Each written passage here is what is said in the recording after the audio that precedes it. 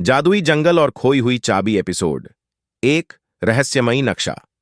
एक धूप भरी दोपहर, तीन सबसे अच्छे दोस्त आर्यन, माया और नन्हा तोता टोनी घर के पीछे के जंगल में खेल रहे थे। खेलते खेलते माया को जमीन में एक पुराना धूल से भरा कागज मिला। ये क्या है? माया ने आश्चर्य से कहा, कागज को उठाते हुए। कागज पर कुछ अजीब निशान बने हुए थे और उसकी किनारों पर गहरे निशान थे, जैसे किसी ने उसे बहुत संभाल कर रखा हो। यह तो एक नक्शा लगता है, आर्यन ने कहा। उसकी आंखें उत्सुकता से चमक उठीं। टोनी अपने छोटे छोटे पंख फड़फड़ाते हुए बोला, चलो इसे खोलते हैं, शायद इसमें किसी खजाने का रास्ता हो। नक्शे को ध्यान से देखते हुए उन्होंने देखा कि वह उन्हें एक रहस्यमयी जादुई जंगल की ओर ले जा रहा था, जहां एक खोई हुई चाबी छिपी हुई थी। लेकिन नक्शे के आखिर में एक चेतावनी थी, जो इस चाबी को खोजेगा उसे सही रास्ता चुनना होगा, वरना हमेशा के लिए खो जाएगा। सही रास्ता?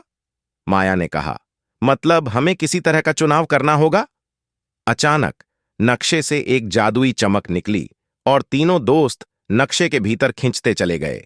वे एक विशाल हरे भरे जादुई जंगल के बीच में आ गए, जहां चार रास्ते थे। चारों रास्ते अलग अलग दिशाओं में जा रहे थे और हर रास्ते पर कुछ लिखा हुआ था। 1 पहला रास्ता, जहां सूरज कभी डूबता नहीं, 2 दूसरा रास्ता, जहां पेड़ बात करते हैं, तीसरा रास्ता, जहां छाया भी भाग जाती है, चौथा रास्ता, जहां हवा संगीत बजाती है। आर्यन, माया और टोनी एक दूसरे को हैरानी से देखने लगे।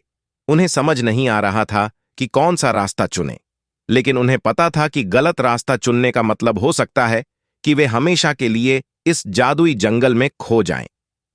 अब यहां कहानी में बच्चों के लिए विकल्प हैं। आपको तय करना है कि कौन सा रास्ता चुना जाए। 1 पहला रास्ता चुनें, जहां सूरज कभी डूबता नहीं। 2 दूसरा रास्ता चुनें, जहां पेड़ बात करते हैं। 3 तीसरा रास्ता चुनें, जहां छाया भी भाग जाती है। 4 चौथा रास्ता चुनें, जहां हवा संगीत बजाती है। क्या होगा अगले एपिसोड में? कौन सा रास्ता सही है? अगर सही रास्ता चुना गया तो क्या उन्हें खोई हुई चाबी मिलेगी या वे किसी और बड़े रहस्य में फंस जाएंगे? जानने के लिए बने रहिए अगली कड़ी में।